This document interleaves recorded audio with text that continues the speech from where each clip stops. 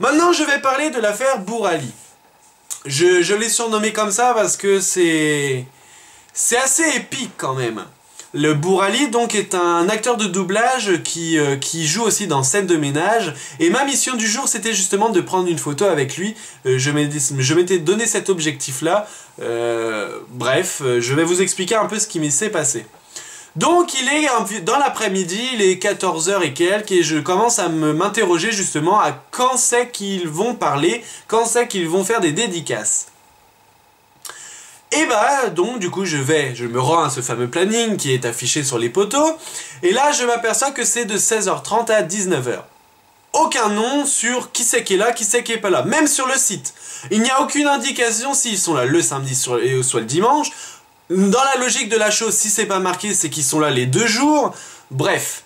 Donc j'arrive, je me rends donc au planning et là je vois donc les horaires. Je vais voir donc au stand A2, car c'est le stand où ils sont censés faire des dédicaces. Et là je leur demande où se situe justement ce stand 2, si c'était bien là. On me dit non, les acteurs de doublage ce n'est pas là, c'est à l'autre bout du planning, c'est dans les 2 scènes, je ne sais pas lesquelles, je suis désolé, je ne peux pas vous renseigner, j'ai perdu ma Bible. Voilà ce que m'a répondu l'une des membres du staff. C'est une fille.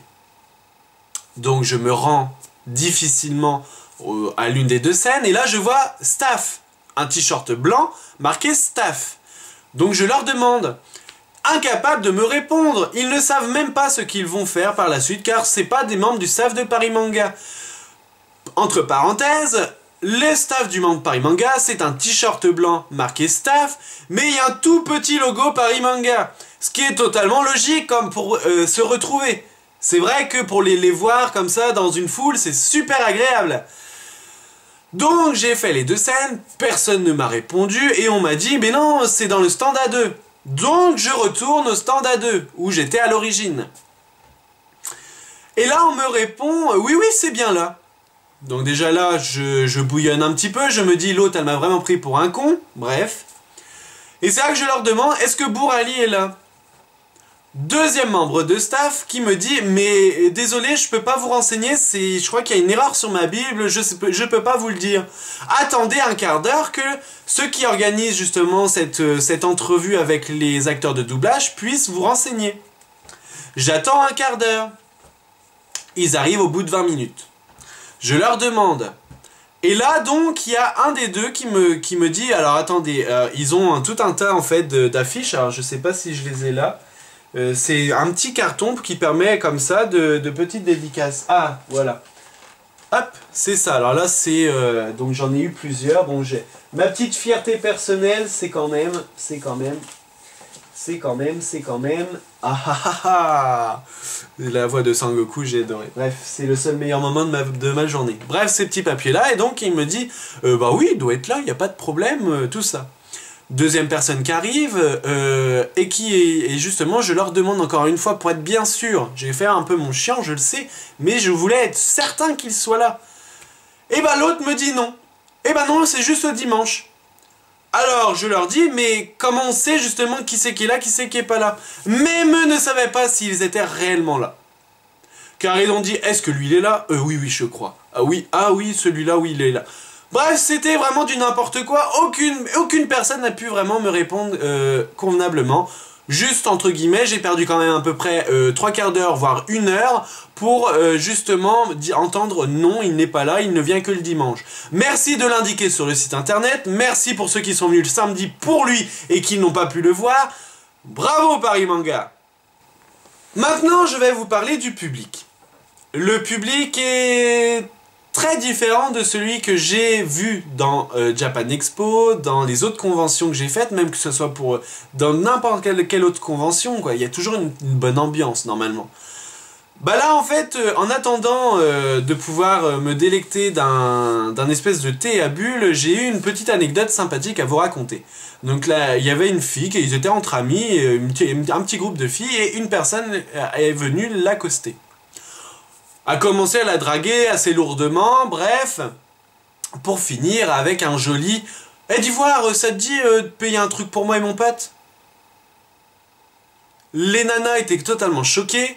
Enfin, choquées en voulant dire, mais... Hein? Qu'est-ce qu'on vient d'entendre là? Enfin, dans une convention d'arriver à ce point-là, enfin, je sais pas, mais... Il faut vraiment que Paris Manga recentre quand même son public sur vraiment, s'ils veulent que ce soit un public jeune ou pas jeune, s'ils veulent que ce soit des gens qui s'intéressent au manga ou ceux qui ne s'intéressent pas ou qui veulent... Enfin, je sais pas, il y a un problème, je crois, au niveau du public.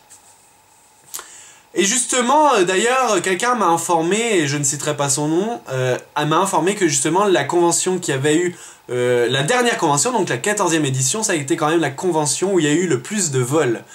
L'anecdote du vol. En gros, Manga Café, je sais pas si tout le monde l'a vu ce stand, que ce soit à Paris Manga, Japan Expo, ils en sont à pratiquement tous, enfin toutes les conventions parisiennes déjà, ça c'est sûr. C'est un grand stand avec des mangas qui sont posés comme ça partout, et en gros on doit se servir pour aller les acheter. Et bah là, franchement, il doit avoir vraiment un gros problème au niveau des vigiles, parce qu'il y a eu beaucoup de vols dans la dernière convention d'ailleurs, c'était l'une des pires pour eux.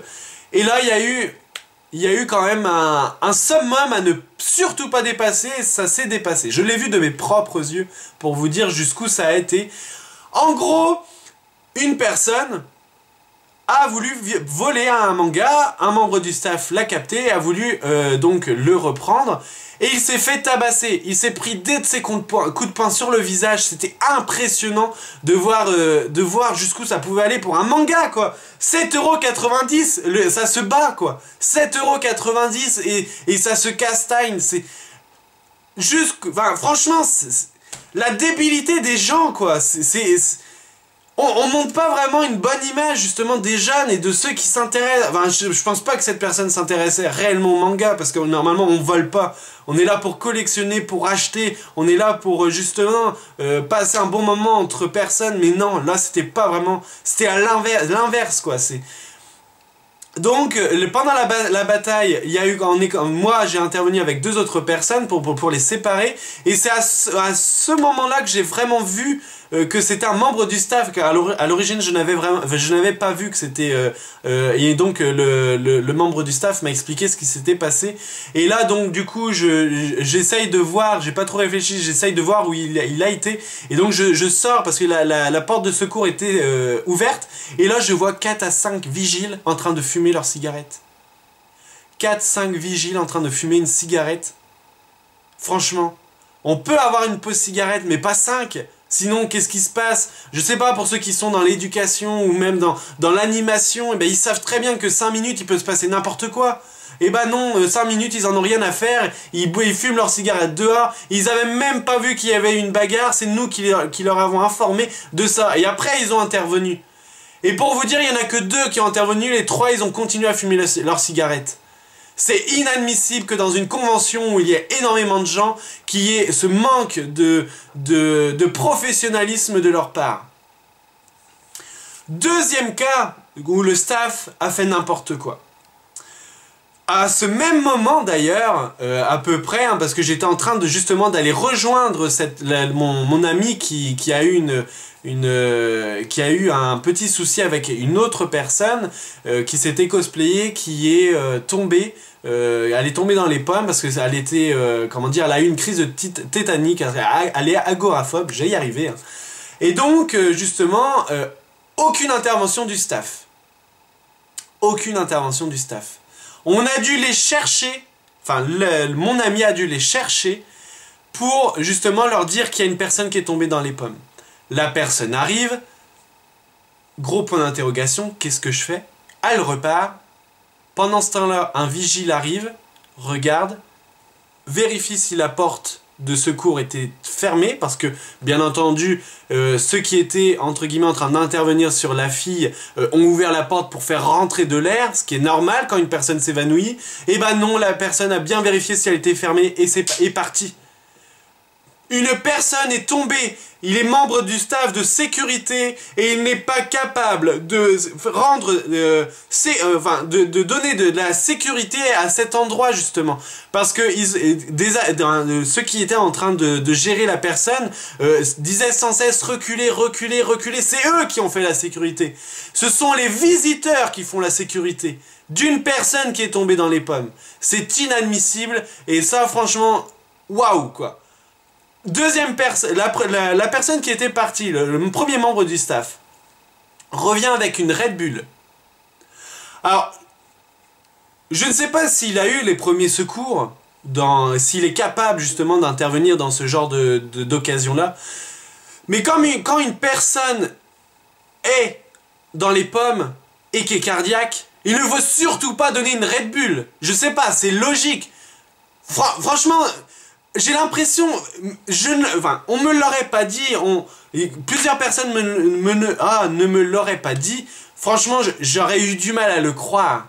Une troisième personne est venue du staff pour faire et est repartie. 3 personnes du staff incapables de gérer une crise comme ceci. Heureusement qu'on a trouvé une personne qui avait de la ventoline pour lui ingérer pour qu'elle puisse se sentir mieux. On a passé 1 heure à la rendre convenable pour qu'elle puisse remarcher et repartir. Aucun pompier, aucun poste de secours qui est indiqué sur le planning, je n'en ai vu aucun. Bravo! Bravo Paris Manga au niveau sécurité. Si vous n'êtes même pas capable de rendre la sécurité aux visiteurs, ça sert à rien d'ouvrir une convention. Ça sert à rien d'organiser ce genre de choses. Si vous n'êtes pas capable de bien organiser quelque chose au niveau des stands, au niveau des allées, tout ça, il faut mieux arrêter. Ah, c'est sûr que pomper du fric, vous savez, ça c'est sûr. Mais au-delà de ça, il n'y a rien. Rien du tout. Donc... la finition s'est quand même bien passée entre guillemets avec les dédicaces que j'ai eues avec les acteurs de doublage. Malgré tout, ils ont été très sympas, le sourire, ils m'ont un peu redonné le sourire dans tout ça. Bon, ça va, j'avoue que c'était un bon moment. Mais passer un bon moment dans une journée de 30 minutes par rapport à 10 heures, c'est inadmissible. Inadmissible. Donc c'est la dernière fois que je mettrai les pieds dans cette convention. Si vous voulez racontez aussi vos anecdotes négatives ou même positives, si des fois peut-être qu'on est passé au mauvais moment ou au mauvais endroit, je ne sais pas, mais vu ce que j'ai vu, pour moi c'est très très négatif. Donc si vous avez une anecdote, quelque chose à dire, n'hésitez pas aux commentaires de la vidéo. Si vous pouvez même aller sur la page Facebook de SunUp, SunUp Actu, vous pouvez même aller sur sunup.fr. Bref, voilà, j'espère que vous avez passé quand même un bon week-end, même s'il est neigeux et frisquet, mais bon, voilà. Allez, passez un très très bon week-end, encore une fois, et puis allez, ciao.